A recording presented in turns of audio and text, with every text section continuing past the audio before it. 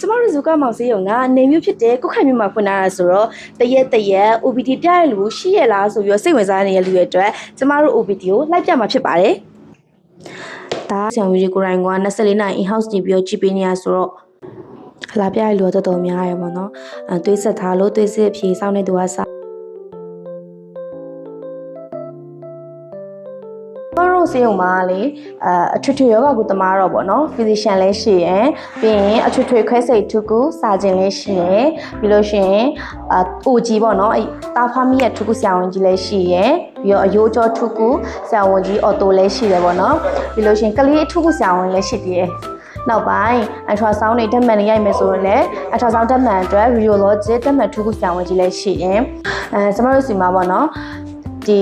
ကျွမ်းကျင်တဲ့သူနာပြုဆရာမတွေအပြင်ကိုဒီတက်ခွဲကျန်းကျင်တက်မှန်ကျွမ်းကျင်တဲ့ဆရာတွေကဒီလူနာတယောက်ရောက်လာပြီဆိုလို့ရှိရင်ပြုစုကူတာမှုကိုအကုန်ပေါင်းပြီးတော့ဆောင်ရွက်ပေးသွားမှာပေါ့နော်။နောက်တစ်ခုမေးလို့